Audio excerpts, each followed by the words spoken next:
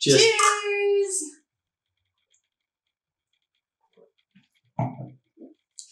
Hello everyone, welcome to Food Love in Vienna. I'm super excited about today's guest, Danny, who is a real chef. Yeah. And a very, very he's very, very passionate about kind of true ingredients and true techniques and very kind of clean, bit Nordic, I guess, with slight Nordic influences. Maybe, yeah. So I will not start by asking you how you got into food. We can get into that a bit later. Okay, yeah. But my first question is exactly like, tell me about your style. Well, my style, I would think, my style is developing. I couldn't say that I have a style right now, like really a style. I'm still too young to like feel safe in saying that's my style. Mm-hmm. What I think like makes my food, I hope, exciting is just being myself, being pure, just trying to have fun with it, just to not. I don't think you should take food too serious. So I don't take myself too serious. Yeah. I like making mistakes, weird kind of jokes, awkward situation. This is just part of life. So if you have this in food, I think it makes it really personal. So this is like kind of the way I have it now, but I'm developing in a way where I'm trying to be more aware of what I do in the dishes, but also not getting out of hand. I think making dishes too complicated is just difficult for the person to understand, you know? Yeah. Everything that comes to the plate, it has to make sense. Yeah. Not only to you, because as a chef, a lot of things make sense to us. Weird stuff. I don't know, spherifications and double spherifications and like weird kind of stuff. We like it just because we are nerds and we are cooking for at least a couple of years. But it has to make sense to the person that is eating it. So without any explanation. So I think I like to keep it simple, play with it, with everything making sense on a plate. And of course, I had like my zigs and zags, you know, like going from like I don't know, as a really young chef with the weirdest books, you know, everything has to be like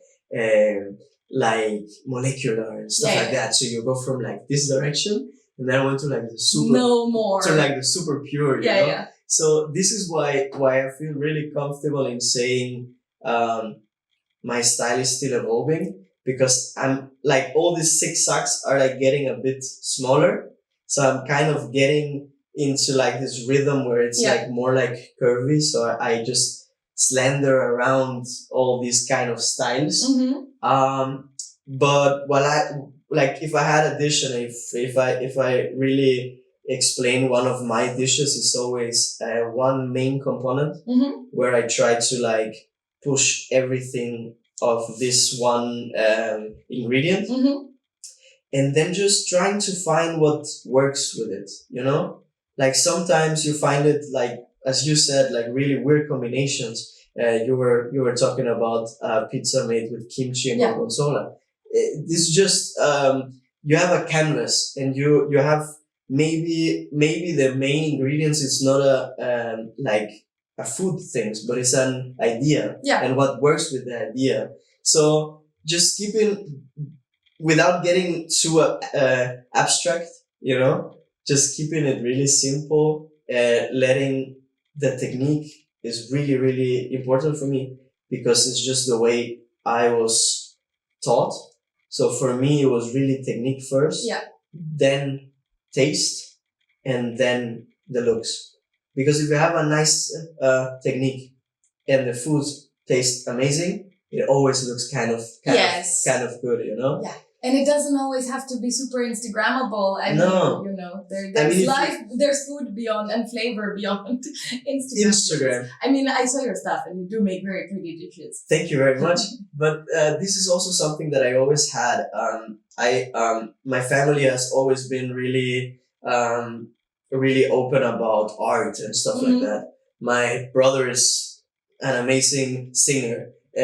my sister always has something to do with like art, architecture or some stuff like that. So my parents always had me in some kind of like artistic mindset, just to develop this part of your awareness, creativity. It's I think together with critical thinking, these are the two most important skills in order to succeed, no matter what field. And it makes life so much interesting, because imagine you are walking around the streets without being creative. Everything is just dark. Everything is just gray. Everything is black and white. And if you walk around with an open mind and a creative mind, you see stuff and then you think about, wait a minute. Like my passion, it doesn't have to be cooking. It can be anything. Yeah. If you're like, I don't know, like a graphic designer, and you walk through the street and you see, look at these corners and look at this. Maybe I can implement this in one project that I'm doing. If you're doing this in cooking, the beauty is that you can taste also stuff. Yeah. No? So, the things where I'm creating a dish, always like, it's never just me creating a dish. It's just all my past, like kind of influencing how I create the dish. Yeah. I'm just like the two hands that learn how to create it, but everything else just comes from like people around me, or like experiences I had. I've had the great joy and pleasure to be able to live with two different cultures, being from Guatemala and being like exposed to a lot of things, like also weird stuff. I told you about the first kind of like really memorable thing I have is just either drinking some nice fruity fresh licuados, like really nice smoothies made out of fresh food, papaya or stuff like that, and just chill. Or we had like at school just eating like some bugs that we caught and we put into a bag with some chips, So this is like one culture. And then you come to Austria, and I had the influence from my mother eating schnitzel and being a little bit more exposed to everything that is outside of Latin America. Yeah. So my dishes and my style is always like influenced by my culture, the things I see, the things I heard, I hear, or like everything that just is around me. I think like the ages where I'm now, like between 20 and 30, you're just, of course, some people after that as well. But I think this, for me as a chef, is just, I don't like to have one fixed mindset. Yeah. It's just take everything in. And then at some point, like, as I told you, all this swerving is going to become a straight line. The most important thing for me is that you have some goal to, like, the line has to go somewhere, no? So it cannot be like just swerving into like endlessness. So you have to have some goal in mind. I have it, and I'm really, really glad that I had it as a young chef as well. So I knew exactly what I want to do and how I want to do it.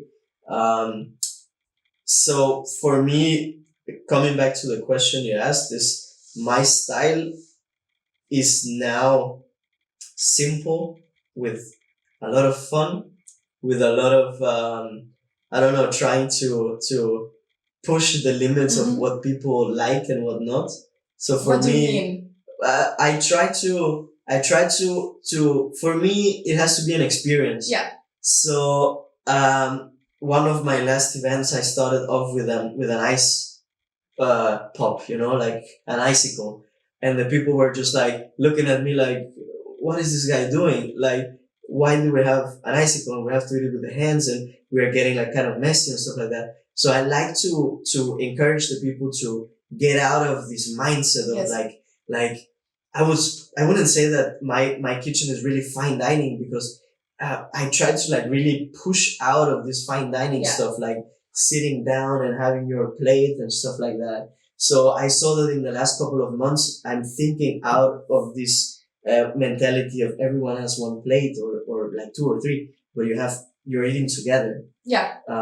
So this pushing like the guests to the limit like eating with the hands, getting dirty, like being a kid as well, like maybe wiping the sauce with the hand, eating from the fingers, just trying to also like what makes me happy is always, this is also the reason why I got into the kitchen is I just loved when somebody had something that I made in front of them and they were just like happy with that.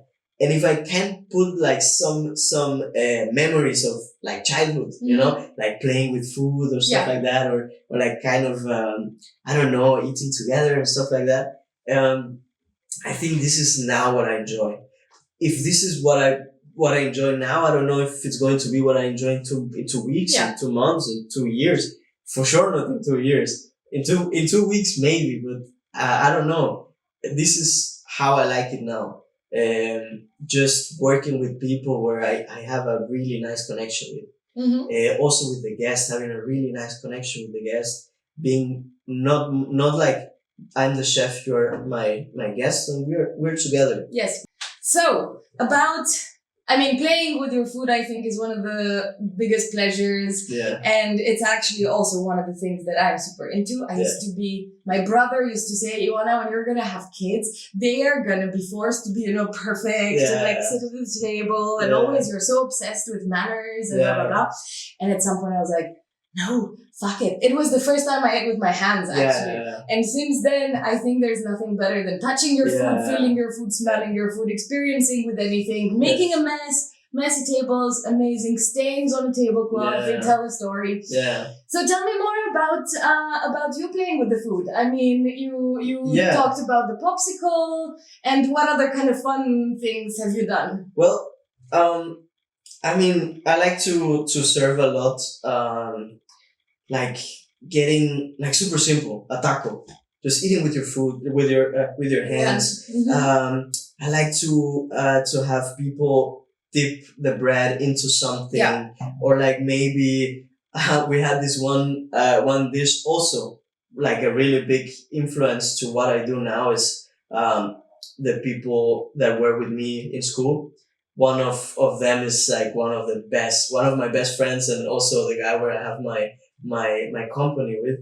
It's Ismael, and Ismael also, he's the same like me, being from having like a background from like another country, and with him we play also a lot, and we have like a really nice connection because we have been cooking for like 7 years together. So we had this one dish where we got a pigeon from Taubenhof, which is the best pigeon you can have in Austria, also the only one.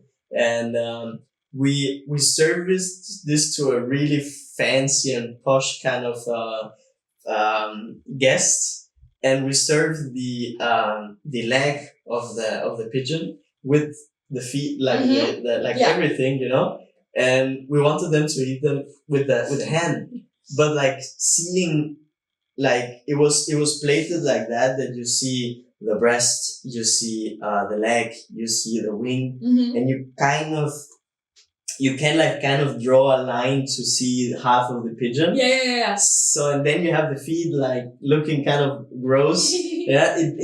I like it because it's raw. It's how it is. Yeah. But a lot of people are like, oh man, we were going to eat it like this. And we stood at the table and just watched people eating it. And this, it's poking me here. Like this kind of thing is for us just like breaking out of the system, breaking out of people's minds of being like, oh my God, my food was alive, or some stuff like that, This is what I like about playing. But for me, playing with food also comes with, if you create a dish where people play with food, like kind of playing with food, I'm also really, really, like, I think you have to have a line behind that. So you have to be really, really careful of how you do it. Yeah. And you have to always, I don't bring this playing with food into the kitchen. For me, I'm really, really, really, really strict in a kitchen, but not on like the kind of way where you're like screaming at people. But I have like a kind of way of how to how I like a kitchen to work, that allows us to have the everything covered for people to play with food. You know what I mean? So I think playing with food has to be really respectful, and also in the kitchen, I never play with food. What do I mean with that?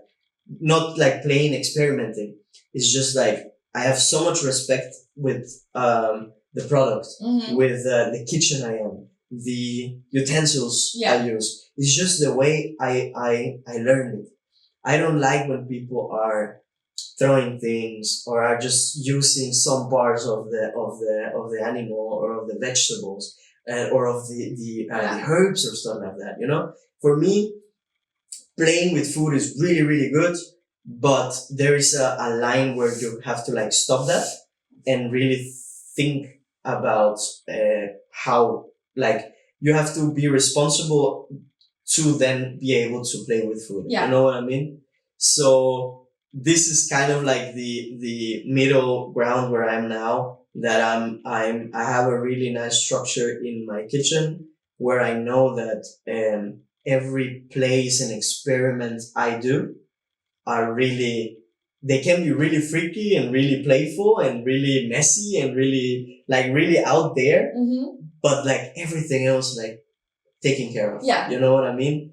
So this is a point where I'm like some people say that I'm like a little bit, like, not two-faced, but I have like kitchen Danny splits sometimes. He just goes into creative mode, but then you will never see like a big mess on my station or like stuff like that. It's just because I like to keep it clean. When people come into my kitchen, it looks good, and people are like, "Oh, okay, you're cooking here. Ah, yeah. It doesn't look like that."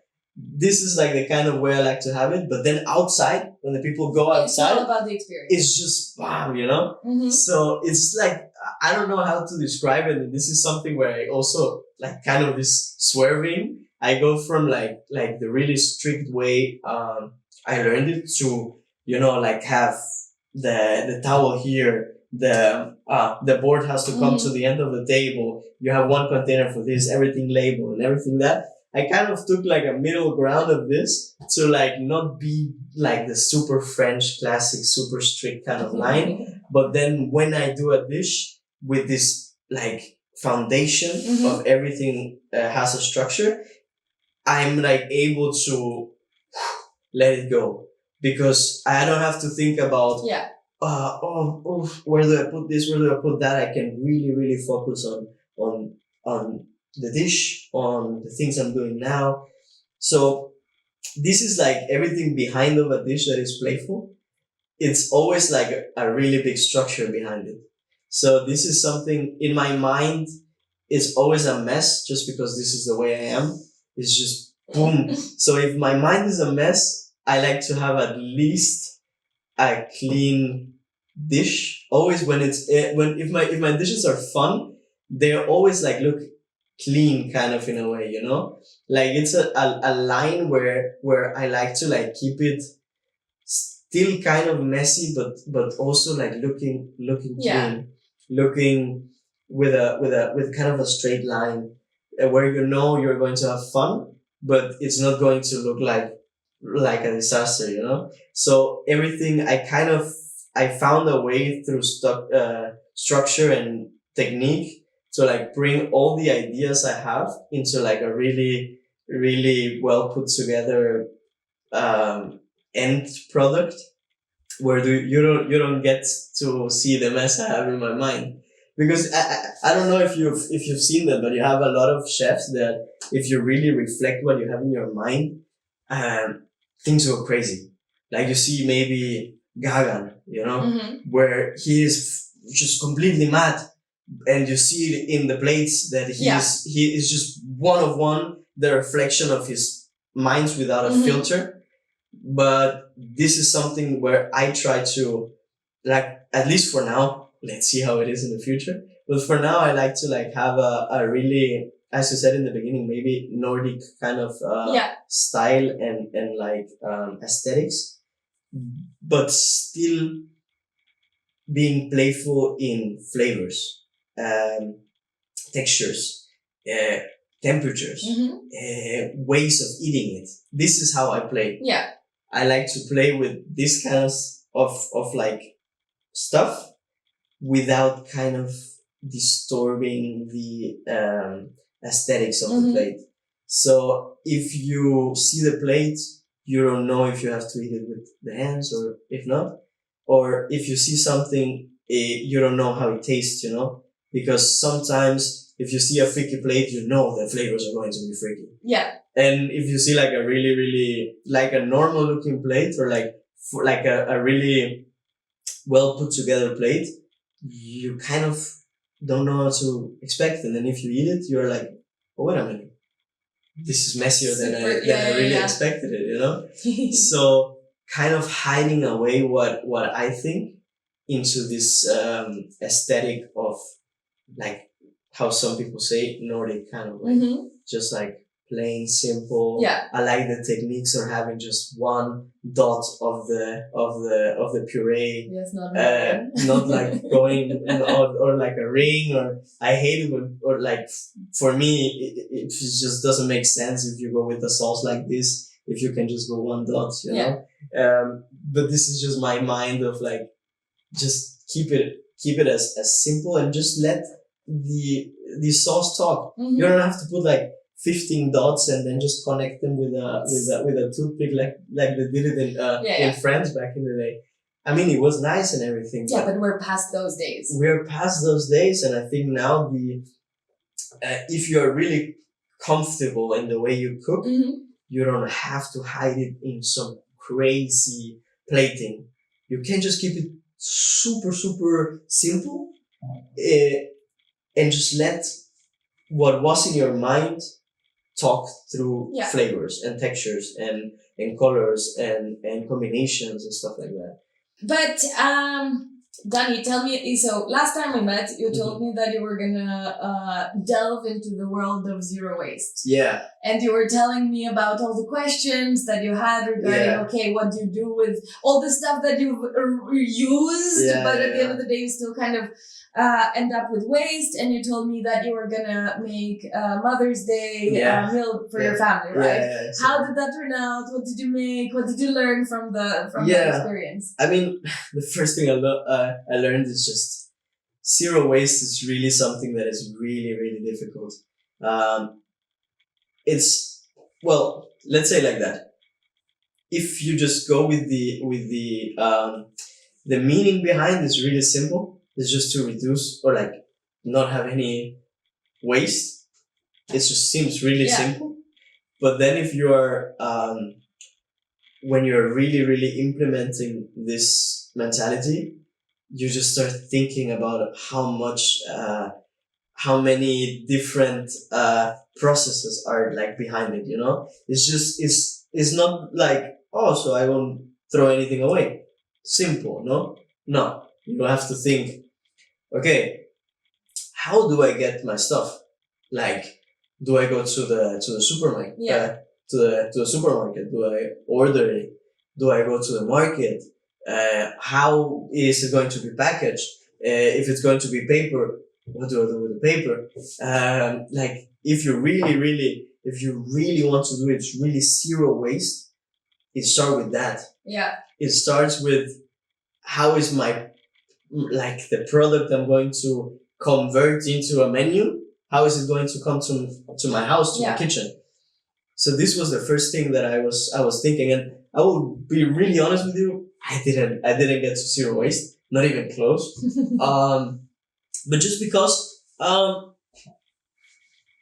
it was the first step into, like I was saying, not only think about things, but like really getting active with it. Yeah. Like really taking it, like not, I want to make some zero waste stuff and I want to be super sustainable. No, just be super sustainable, or as sustainable as you can be.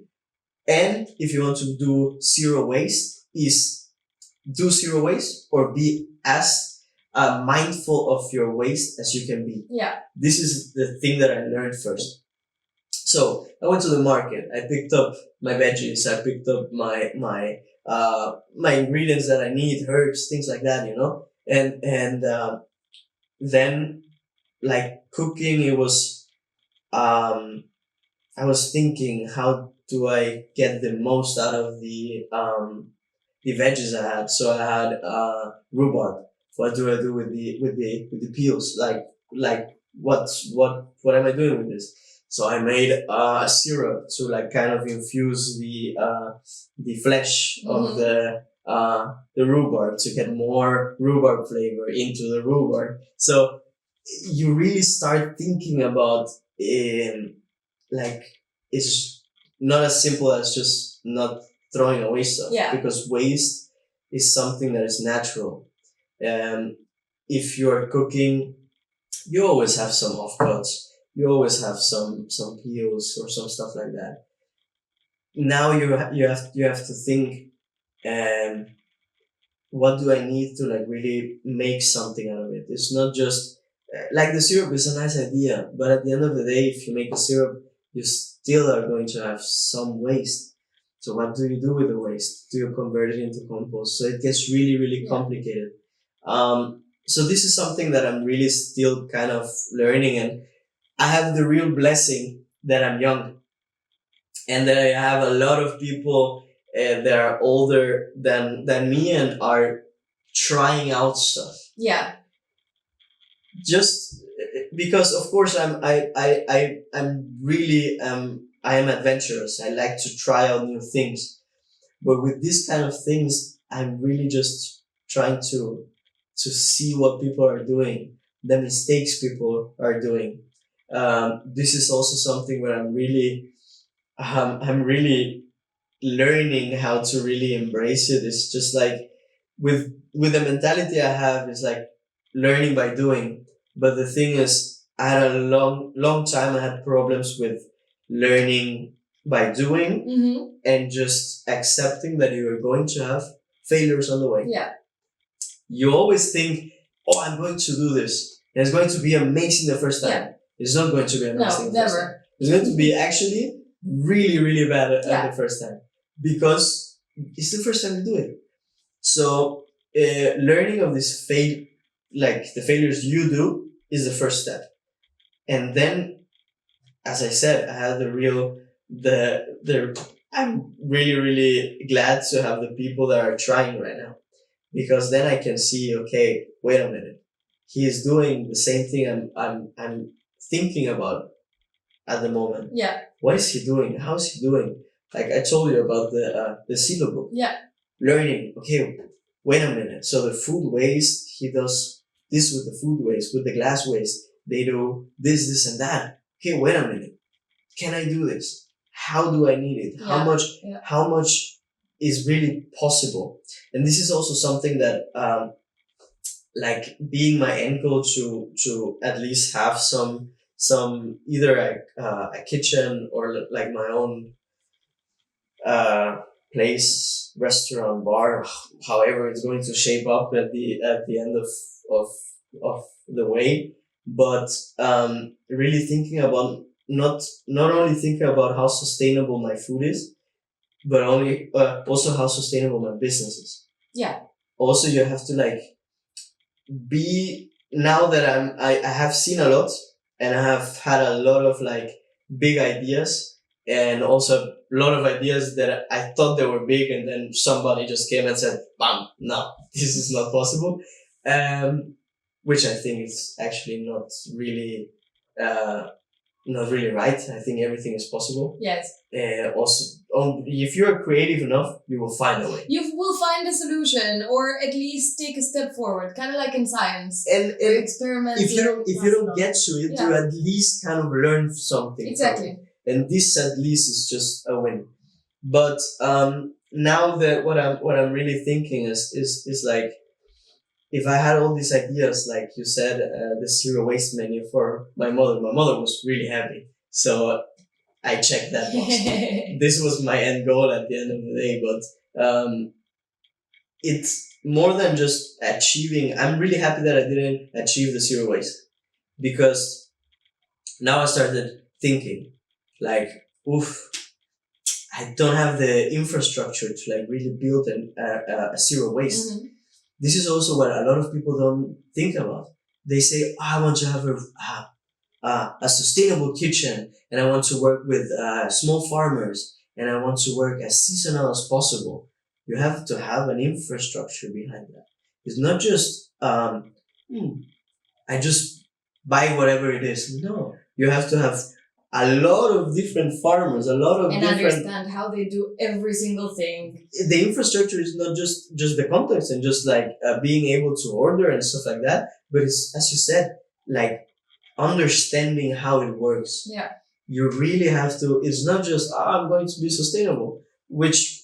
I'm going to buy organic chickens from now onwards. It's just going to be organic. Exactly. But this is something that I also, like, everyone goes like this. Mm-hmm. Everyone just to say, I want to be as sustainable as possible. But as a restaurant, you have to think about how do I build the infrastructure for that? And I saw it when I was building my company. The most difficult thing wasn't getting clients or like getting booked. At the end of the day, if you have a good concept and a nice idea and you're kind of charming, you will get some bookings, for sure. You know. And you also have to be consistent with your philosophy. It's not just talking. So you really have to deliver it at the end of the day. But the most difficult part was like talking to farmers. I remember the first time that I really went to a farm and talked to the people. It was so difficult. It was difficult because the first time I built a menu. It was part of my final exam in school. Mm-hmm. We had like the, let's say, theoretical part, and then we had to like implement what we were actually talking about. Can I interrupt you just a second? What is theoretical exam in cooking school actually? It's not cooking school. It's more like I did a culinary school. So you had in the fourth year, mm-hmm. you finish with everything that is cooking. Okay, yeah. And then in the fifth year, you finish kind of like the matura and stuff like that. So you have something that is called diploma. And this, you have two different parts. You have like theoretic, and then you have like do something mm-hmm. with all the theory you have, you know? So my part was like, our like main topic was, sustainability. Yeah. And not only sustainability, but awareness of, the products you mm-hmm. use. This was like the first time we sat down and said, hey man, something is wrong with what we are cooking. We're cooking with stuff that is from beef from the Netherlands, where you have a roast, like you have these big pieces blown up with water and like, you know this stuff. And we were like sitting down and said, hey, let's do this. Let's try it. And my part was building the menu. And building the menu is also finding the people that are like giving you the things. Yeah. Like all the farmers, suppliers and stuff like that. And it was a really nice experience because it took me out of the, if I need something, I just call Metro or stuff like that. And I just need this and that. Okay, I will find it. So how did you actually end up approaching finding farmers for your culinary school fiber project? We were super, super straightforward. We just said, hey man, we're three guys that are just trying to understand how really sustainability works. We have this philosophy. Mm-hmm. This is what we want to change. Are you interested in being a part of this? We didn't manage to get really for everything a supplier, for every single ingredient, but at least for the main ingredients, mm-hmm. we found it. This was a big win for us because it wasn't only like, okay, we achieved this, but it was more like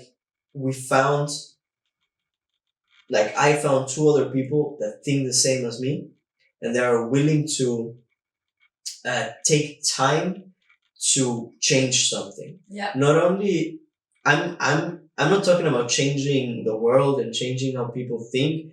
just how they think and how I was thinking. So they helped me, and these are also the two guys where I have the company. And I will ask you about S in a. So this was the beginning, like like setting the seedling into the ground, just like, and then from that day on was just like watering it. And the best thing is that as soon as I got out of school, I was working when I was in school on like the weekends. So we were really active. Us three, we were really, really active, doing a lot, seeing a lot.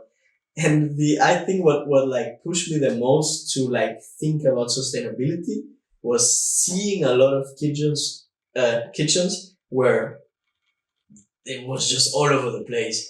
Like they were just throwing away a lot of stuff, ordering a lot of things. And I'm talking about not like your guest house on the corner, we're talking about restaurants, like really proper names. And then it took me 2 years to like really, also for me, collect the courage of like going to a Michelin star where I know that they are working sustainably. Yeah. And where I know that they're working with small farmers, where I know that they're working with great products and stuff like that. For me, it was a big step because it was getting out of my comfort zone, getting out of this, going to a place where I know that I'm going to learn a lot. Yeah. And where I found people that are going to challenge me. Not only challenge me in the way I cook, but also in the way I think. And then I went to Franco, Slovenia, where they just found the perfect spots where they have a lot of farmers around there. This was the first time where I saw white herbs used in a plate. Not like, oh, this looks beautiful, let's put it on a plate. No, this has a meaning, this has a taste, it has a purpose on the plate. This was also the first like where I knew that everything on my plate has to have a meaning, has to have a purpose for the dish, for the person that is eating it. So I came back to this, and we had the company already. This was 2020. Weird times. Something happened there. And then let's not talk about it. And then I came back and I was like really, really, really passionate. I knew that I had now not only a goal, but I had kind of a purpose. I know exactly what I want to achieve with my cooking. Is not where I want to go with my cooking, with my skill. It's what I want to achieve, what I want to change, how I want to cook. And I knew that I want to cook, as I said, product focused, technique, thoughtful, knowing exactly what goes on. And this was also where I knew exactly what I was looking for in farmers.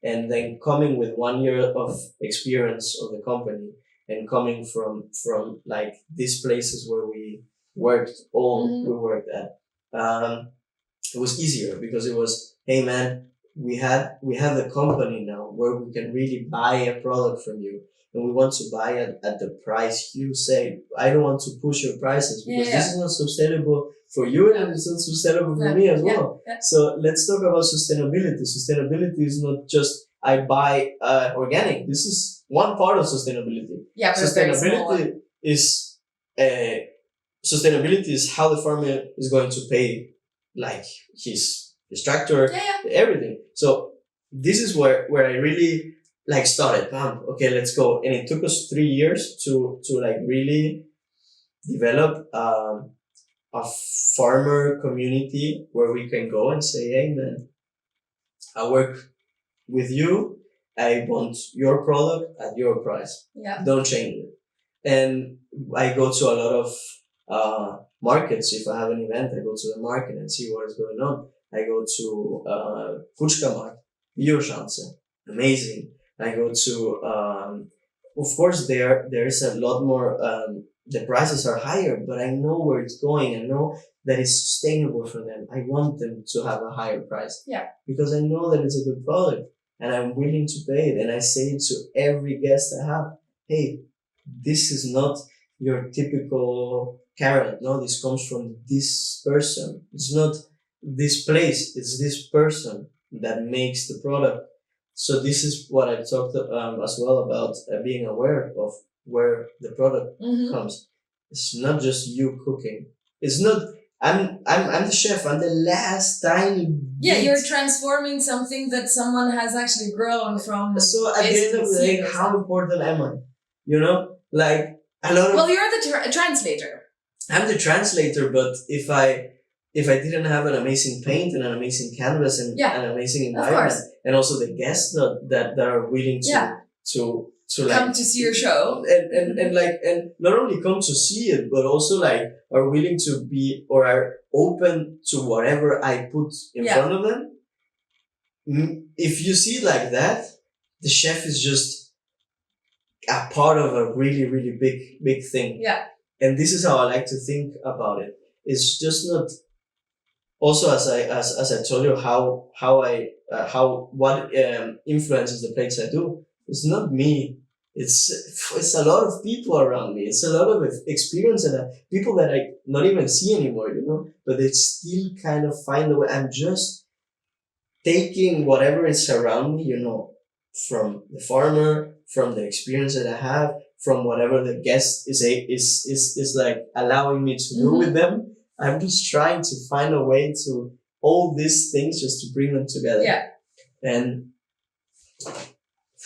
it's going still 6 times, so let's see. So what are, I know this is a difficult question. Yeah.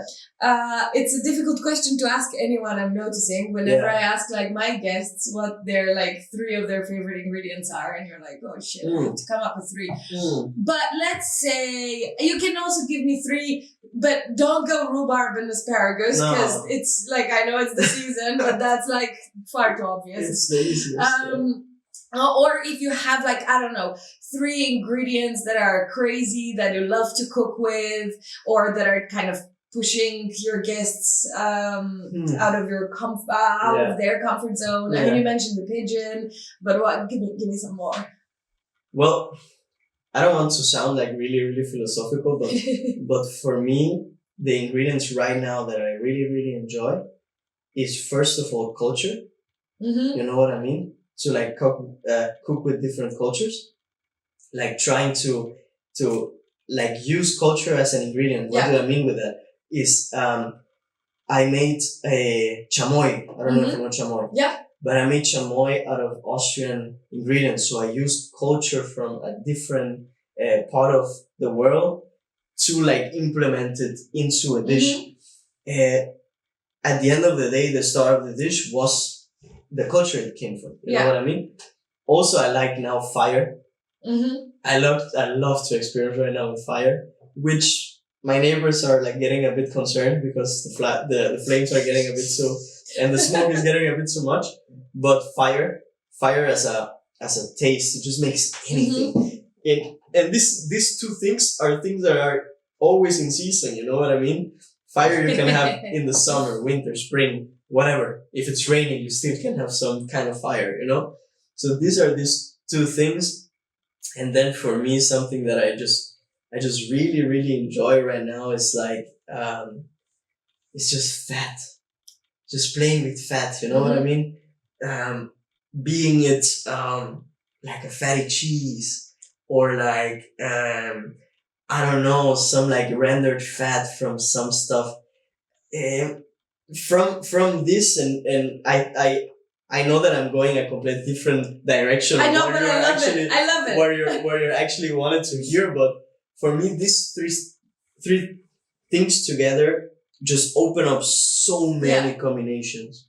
If I said to you, oh, I enjoy right now, I don't know, wild strawberries. Yeah, okay, this is wild strawberries, and with this you can do a lot. But imagine being a culture as an ingredient.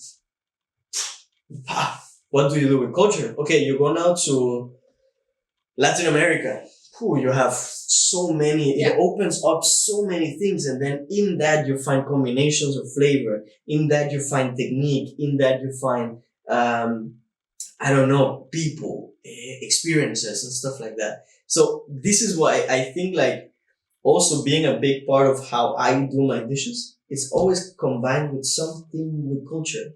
So Danny, you were telling me about your chamoy, and I want to hear all about your Austrian culture, bringing your culture to Austria. So this is something that I have a book where I write down all my ideas and try to just not write an idea, but like really make a dish out of it.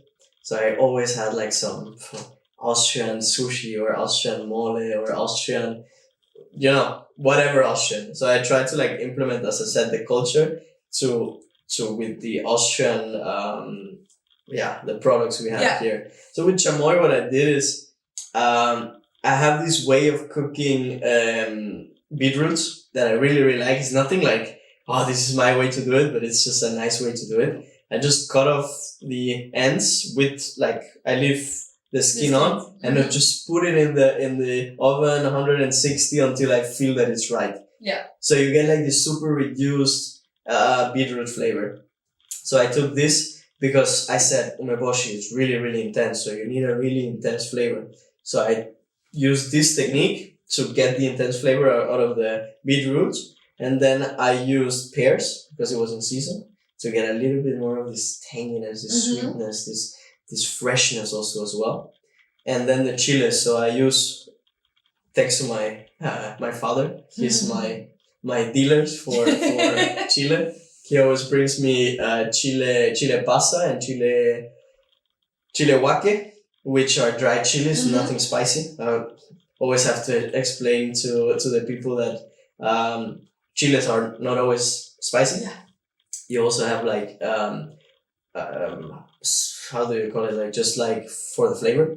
And I took the chiles, roasted them until you have a little bit of color, still dry and everything. The whole chile, I just take the stem off and put it into a pot. The cooked beetroots, the chiles, coriander seeds.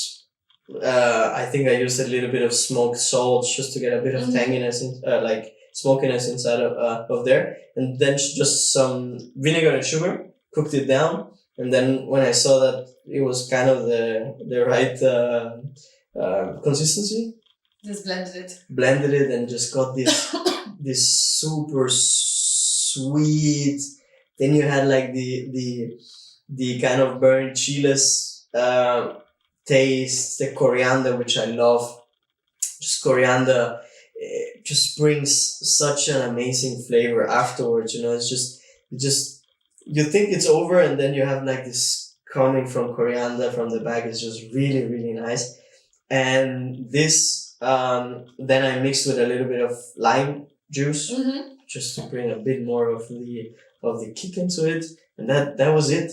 I mean, it sounds like a lot of steps, but at the end of the day, it's just beetroot, chiles, and pear. Just putting it into the sauce and cooking it down until you get this really syrupy kind of consistency. And it was just amazing with this lollipop I made, which was actually just carrot juice, lime, salt, and spices. Frozen. I would so love that. That's right up my alley. It was really nice, and just tempered it a lot so that people don't bite their teeth off, and then just have this just for the start, just to get a really, really nice kind of sense of what is going on. But then it never came like that. The chamoy never came up in the menu again. Beetroot. I didn't use it in any dish, so it was just to mess a bit with the people, to say, hey, I'm starting you off with an ice cream, because as a kid, what was the first thing you ever wanted you wanted ice cream, no? So why don't just give you a sour ice cream, some savory stuff, and just work, as I said, with the culture, with this surprise of like having something that you don't expect, and just tasting it, and you're like, "Eh, actually, this is something I know." Because you also have to, as I said, with everything, you have to be really, really careful how you do it. You cannot push people too much into like the unknown. Yeah. You have to give them something that they can hold on to. Yeah, some anchors. So this was the beetroot. Yeah. They tasted it and it was like, oh, this, I know this from somewhere.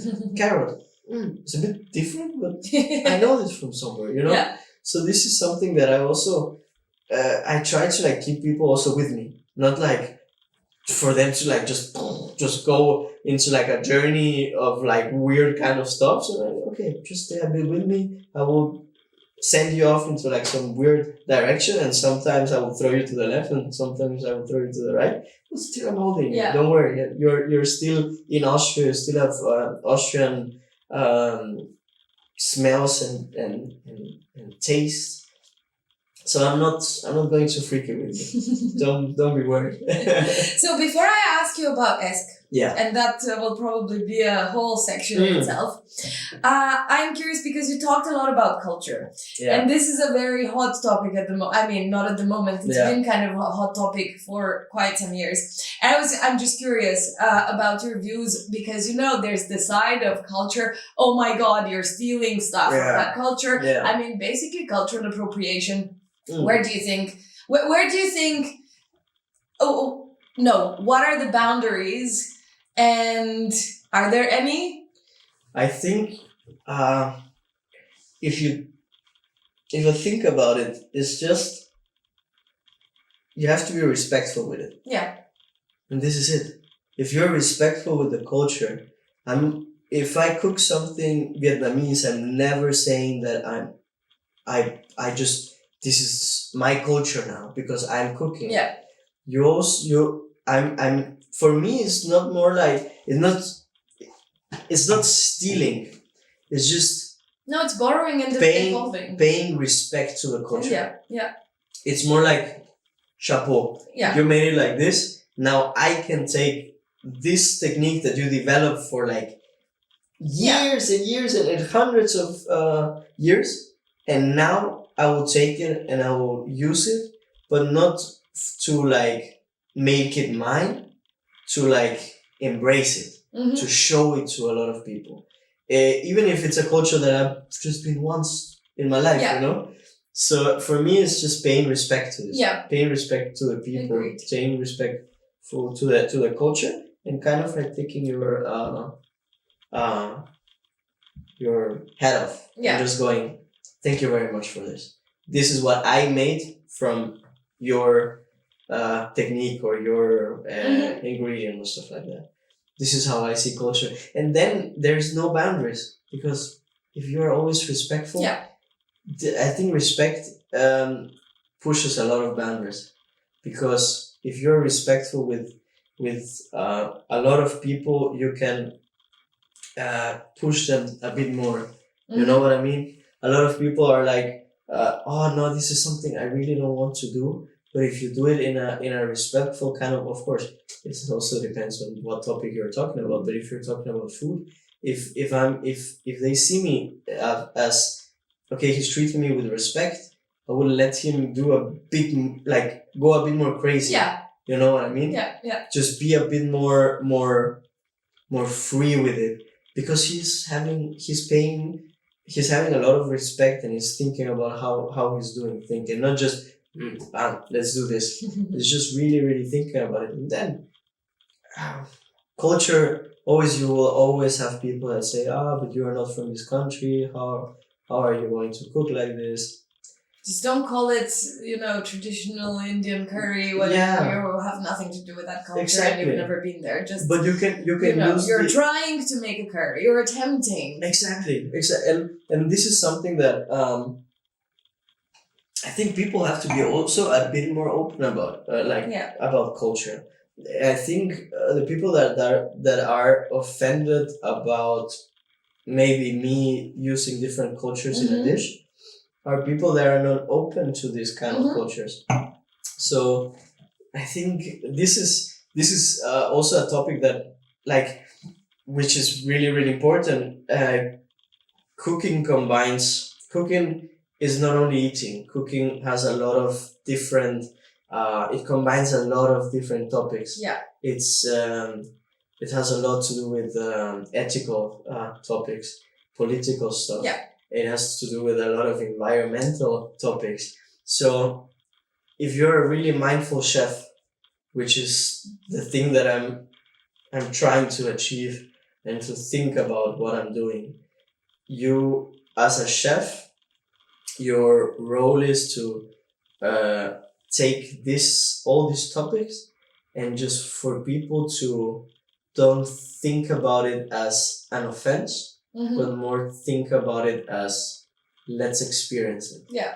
Let's see how it is. Be aware of what is going on in the world. That maybe right now is not the best time to make a dish with something that is not really. It's a kind of a bad topic at the moment. So you have to be really mindful of how to use culture as well, and which culture you use as well, in which time. Cheers.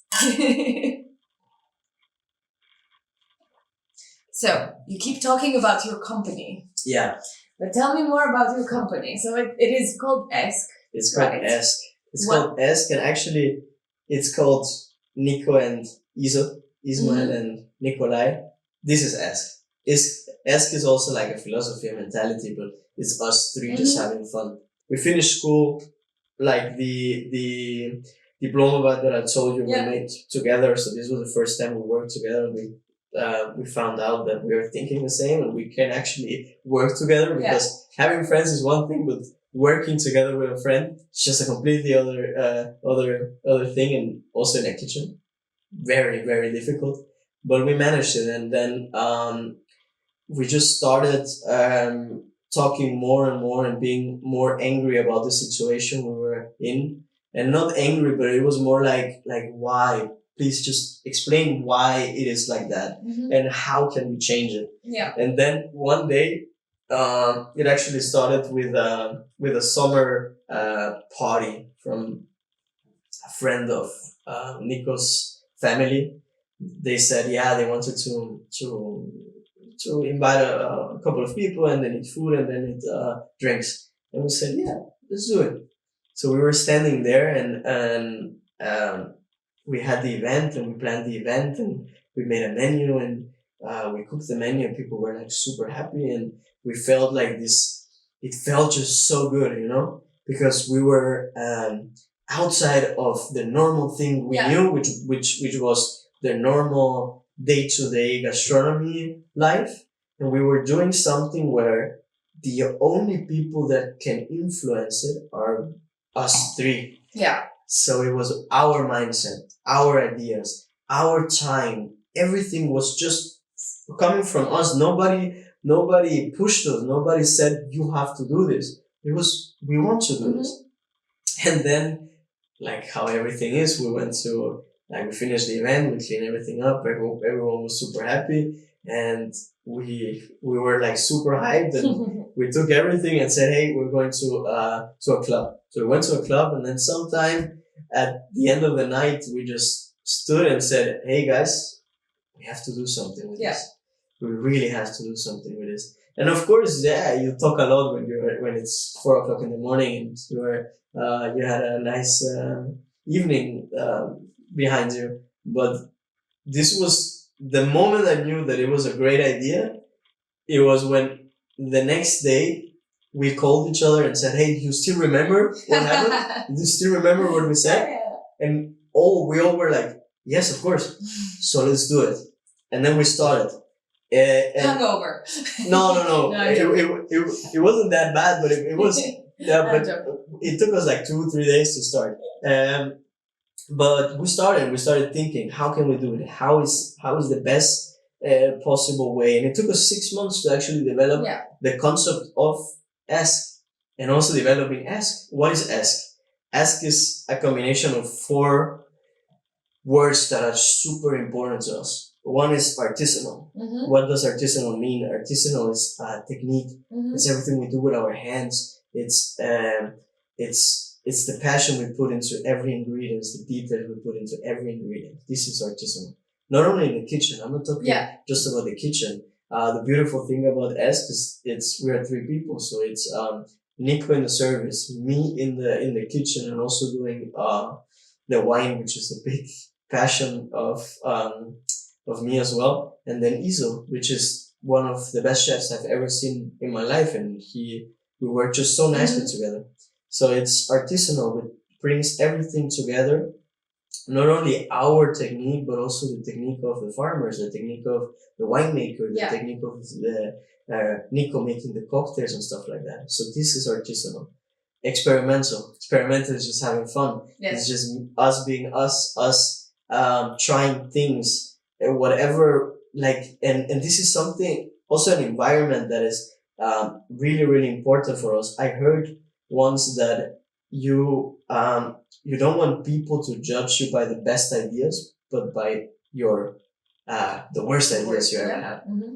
So what this sentence mean is that there's always room for more. You know what I mean? So you are in a environment where nobody's judging you. Yeah. It's just, I have an idea, let's try it, and nobody's going to tell you no. Because we're 3 friends, who's going to tell us no? It's us 3. Mm-hmm. Of course, we sometimes say, "Hey, man, just be mindful of this." Yeah. But it's still experiment. What is the thing about an experiment? You don't know how it's going to come out, you know. So this was also asked at it, like the whole thing is an experiment. And then we come to one of the most important things is sustainability. So we have A, E, and S. Sustainability. Sustainability at the beginning, as I told you, it was just working with sustainable products. Yeah. Working with small farmers, developing this like ecosystem of people that we work together, that we have a bond with them. This is super important for us. That it's not just you have an amazing I don't know, product, but it's more like I like you and I like your product. For me, is the connection is always, it goes hand by hand. If I don't like you, I don't like the product you're doing. Mm-hmm. If I like you, the product is going to be amazing. Mm-hmm.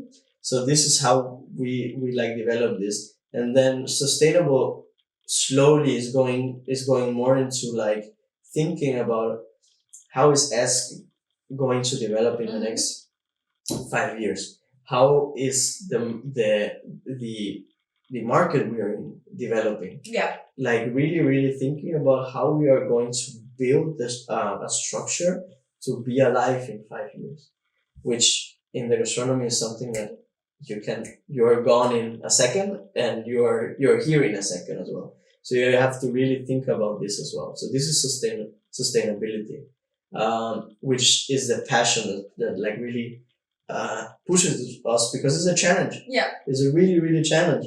And then it's the kitchen. KS kitchen, we say, is just the place where everything comes together. Mm-hmm. So what is the place where like we just thought about, hey, when I'm at Iso's place, I'm not in the living room, I'm not somewhere else, I'm in the kitchen with him, with a gin tonic, or with I don't know, a beer, or a glass of water, or a tea, or whatever it is. But we're in the kitchen, so everything comes together in a kitchen. Yeah. The kitchen is not only a place where food is born, but it's also like the main center of creativity, and collaboration, you know? And all that. And you can, like, the cocktails come into the kitchen, and the wine has to do with the kitchen, so everything comes together with the kitchen.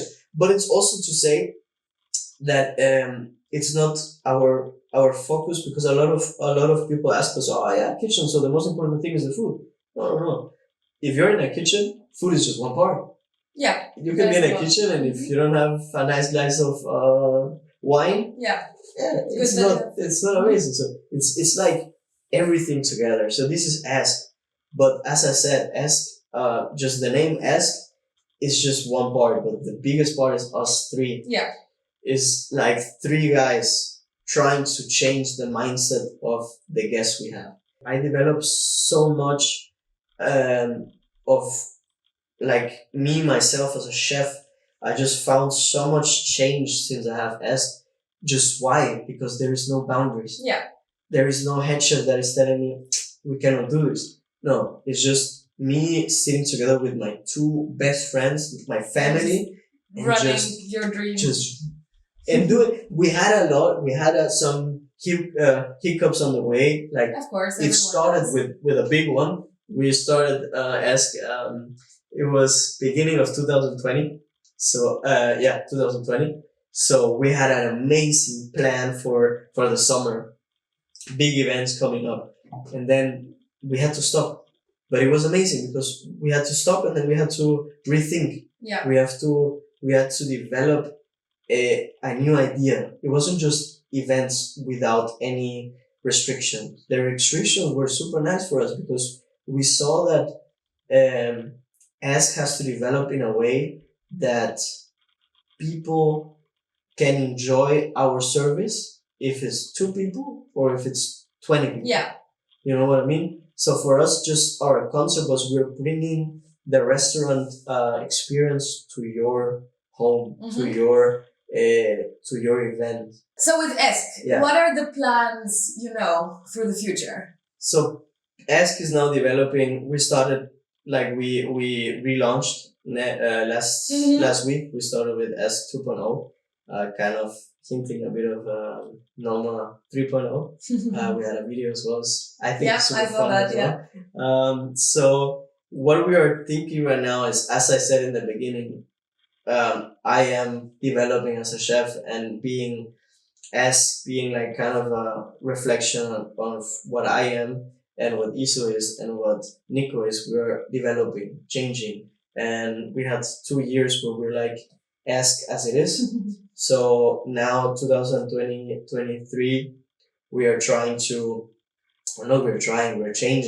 We are implementing more our philosophy. We are opening up to more ideas. I'm going to learn a lot, to Matt. I'm like trying to gain a lot of knowledge. So I think 2023 for us is just taking as much as we can. That's very cool. And this is, for me personal, 2023 is exactly the same. Iso as well, Nico as well. So this is 2023 for Ask. What 2024 is going to bring. Do you see Ask as a place? Will Ask ever be a place? I see. There's always a possibility. I mean, if you ask me, like if I break down the question, if you ask me if I can imagine having a restaurant with 2 of my best friends and just having the best joy, like the most joy I can have in my life, yes, I can imagine it. And I can imagine as well us like going away with all the romantic stuff because we love each other and stuff like that, but this is one part, but also working together and managing a company together. We know how to do it now, kind of, you know. So I think we can manage it. We have ideas. We have a philosophy that can really help us stand out in wild world that is Vienna right now with the restaurants you have. But we will see. We will see if it's. What we always said is that if somebody of us has a way that they want to go, we are the last people to hold them back. So that's a nice philosophy. So this is, if it happens, I would be super, super happy. Yeah. I know that I'm going to have a place sometime in the future. If it's with Ask and with Iso and Nico, amazing. If it's just me, also good. But I also need my team. Yeah. You know? So let's see. Let's see how That's super nice. Thank you so much for your time. Thank you for letting me talk.